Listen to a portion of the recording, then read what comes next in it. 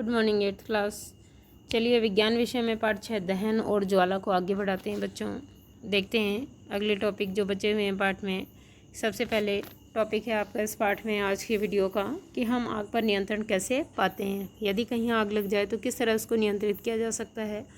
अपने घरों, दुकानों और कारखानों में आग लगते देखा या सुना होगा। यदि आपने इस प्रकार की कोई दुर्घटना देखी है तो उसका संक्षिप्त विवरण अपनी नोटबुक में लिखिए। यह अनुभव अपने कक्षा के साथियों के साथ भी बांटिए कि किस तरह से आग लगी, किसने उसको बुझाया, कितनी भीषण थी वो आग, यानी कितनी नुकसानदायक थी या कितनी प्रबल थी। तो देखिए यहाँ क्या है, अपने क्षेत्र की अग्नि सेवा के टेलीफोन नंबर का पता लगाइए। यदि आपके या आपके पड़ोसी के घर में आग लग जाए तो सबसे पहले अग्निशमन सेवा को सूचित करिए। यानी आपके पास में कुछ जो इमरजेंसी सेवाएं होती हैं, जैसे आपको पता है कि एम्बुलेंस सेवा जो है, अग्निशमन सेवा जो है, वो इन सब के नंबर होने चाहिए। आपको पता होना चाहिए कि कितने नंबर होते हैं इनके। पहली कह रही है, यह ज़रूरी है कि हम सबको अग्निशमन सेवा के टेलीफोन नंबरों की जानकारी होनी चाहिए। ये देखिए अग्निशमन सेवा में फायरमैन दबाव के साथ जल फेंककर आग को बुझा रहा है। चलिए पढ़ते हैं आगे। क्या आपके शहर नगर में फायर ब्रिगेड स्टेशन है? जब फायर ब्रिगेड आती है तो वह क्या करती है? वह आग पर जल डालती है। डाल रहा ना ये इंसान, देखो एक फायरमैन है, ये कैसे प्रेशर के साथ पानी फेंक के आग बुझा रहा है। घर में लगी है जो जल ज्वलनशील पदार्थों को ठंडा करता है। जो जलने वाले पदार्थ हैं उनको ठंडा करने का जो गुण है वो जल में है, जिससे उसका ताप उनके ज्वलन ताप से क्या हो जाता है, कम हो जाता है। और आप सबको मैं बता चुकी हूँ कि जब तक ज्वलन ताप जो है उस ताप तक पदार्थ गर्म नहीं होंगे, वो ताप नहीं मिलेगा मिनिमम, तब तक पदार्थ जलना शुरू नहीं होंगे। तो ज्वलन ताप कम हो जाएगा तो पदार्थ बुझ जाएंगे।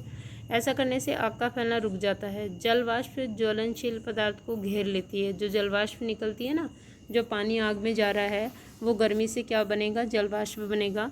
वो ज्वलनशील पदार्थ को क्या करेगी, घेर लेती है, जिससे वायु की आपूर्ति क्या हो जाएगी, बंद हो जाएगी और आग बुझ जाती है। आपने पढ़ा कि आग उत्पन्न करने के लिए 3 आवश्यकताएं होती है। क्या आप इन आवश्यकताओं की सूची बना सकते हैं? बिल्कुल ही आपको पता है कि आवश्यकताएं कौन कौन सी होती है। आवश्यकता क्या होती है? पहली आवश्यकता तो यही होती है कि वहाँ पर हवा, वायु लगनी चाहिए। दूसरा, उस ईंधन का या जो जलने वाला पदार्थ है उसका ज्वलन ताप उस सीमा तक होना चाहिए। तो ये आवश्यकताएं हैं ईंधन, वायु यानी ऑक्सीजन आपूर्ति हेतु, और ऊष्मा ईंधन का ताप उसके ज्वलन ताप से अधिक करने हेतु। इनमें से एक या अधिक आवश्यकताओं को हटाकर आग को नियंत्रित किया जा सकता है। जैसे हमने पानी फेंककर उसके ज्वलन ताप को घटाया, इसीलिए आग बुझती है।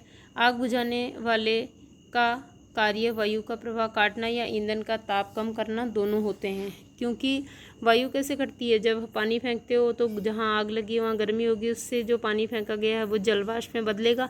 वो जलवाष्प जो है उस जलने वाले पदार्थ को घेर लेगी, जहाँ से वायु की आपूर्ति बंद हो जाएगी, उसको वायु मिलना बंद हो जाएगी, जिससे वो आग बुझेगी। दूसरा, पानी फेंकने से उसका ज्वलन ताप जो है पदार्थ का वो कम हो जाएगा। तो दोनों काम करता है वो, ठीक है। काटना ईंधन का ताप कम करना है, या दोनों होते हैं। ध्यान दीजिए कि अधिकांश स्थितियों में ईंधन को हटाया नहीं जा सकता है। उदाहरण के लिए यदि किसी भवन में आग लगती है तो संपूर्ण भवन ही ईंधन होता है। जो चीज़ें जलना प्रारंभ हो गई वो जलेंगी, उसको हटा नहीं सकते आप। केवल पानी फेंक करके या हवा की आपूर्ति को बंद करके ही आप उसको बुझा सकते हो। देखिए अब, जल सबसे अधिक प्रचलित अग्निशामक है, परंतु जल तभी कार्य कर पाता है जब लकड़ी और कागज जैसी वस्तुओं में आग लगी हो। यदि विद्युत उपकरणों में आग लगी हो तो जल विद्युत का चालन कर सकता है और आग बुझाने वालों को हानि हो सकती है, क्योंकि करंट लग सकता है ना। आपको पता है पानी में से करंट प्रवाहित होता है, गीली चीज़ तो जल्दी करंट देती है।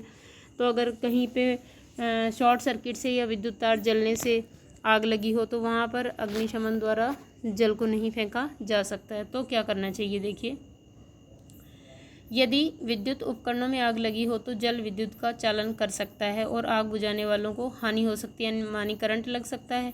तेल और पेट्रोल में लगी आग बुझाने हेतु भी जल का उपयोग उचित नहीं होता। क्या आपको याद है कि जल तेल से क्या होता है, भारी होता है, अतः यह तेल के नीचे चला जाता है और तेल ऊपर जलता रहता है, यानी कोई प्रभाव नहीं डालेगा जल। विद्युत उपकरण और पेट्रोल जैसे ज्वलनशील पदार्थों में लगी आग के लिए कार्बन डाइऑक्साइड गैस है, कार्बन डाइऑक्साइड आप जानते हो।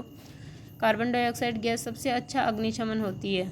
अग्निशामक होती है। ऑक्सीजन से भारी होने के कारण CO2 आग को एक कंबल की तरह लपेट लेती है, जिससे ईंधन और ऑक्सीजन के बीच का संपर्क टूट जाता है। ठीक है ना, यानी वायु की आपूर्ति बंद हो जाती है, अतः आग पर नियंत्रण हो जाता है। CO2 का अतिरिक्त लाभ यह है कि सामान्यतः यह विद्युत उपकरणों को कोई हानि नहीं पहुंचाती है। हमें कार्बन डाइऑक्साइड की आपूर्ति कहाँ से मिलती है? उच्च दाब पर यह द्रव के रूप में सिलेंडरों में भरी जाती है। ये जो अग्निशमन यंत्र है ना आपका ये रेड कलर का, इसके अंदर उच्च दाब से दबाकर कार्बन डाइऑक्साइड को संपीड़ित किया जाता है, जिससे वो लिक्विड बन जाए और उसको भरा जाता है इन सिलेंडरों में। तो CO2 का अतिरिक्त लाभ यही है कि ये क्या करती है, विद्युत उपकरणों को भी हानि नहीं पहुंचाती। फिर हमें कहाँ से मिलती है ये बताया मैंने कि उच्च दाब पर यह द्रव के रूप में सिलेंडरों में भरी जाती है।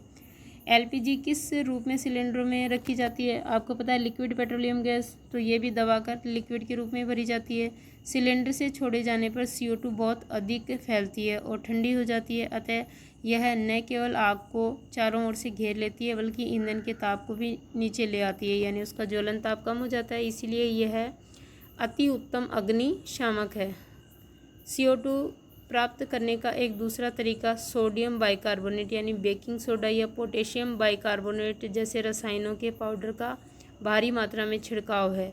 आग के निकट इन पदार्थों से बहुत सी कार्बन डाइऑक्साइड गैस निकलती है जो आग बुझा देती है। जैसे अग्निशमन यंत्र नहीं है तो बड़ी भारी मात्रा में आप क्या करें, सोडियम बाइकार्बोनेट या जो बेकिंग सोडा होता है या पोटेशियम बाइकार्बोनेट को छिड़क दें, क्योंकि जब ये कार्बोनेट जो है वो क्रिया करेगी तो कार्बन डाइऑक्साइड गैस निकलती है, जल से क्रिया करेगी तो। दहन के प्रकार, एक जलती हुई माचिस की तिल्ली अथवा गैस लाइटर को रसोई में गैस स्टोव के निकट लाइए। क्या करना है, एक जलती हुई माचिस की तिल्ली अथवा गैस लाइटर को रसोई में गैस स्टोव के निकट लाइए। सावधानी, स्वयं गैस स्टोव का प्रयोग न कीजिए, अपने माता पिता को सहायता के लिए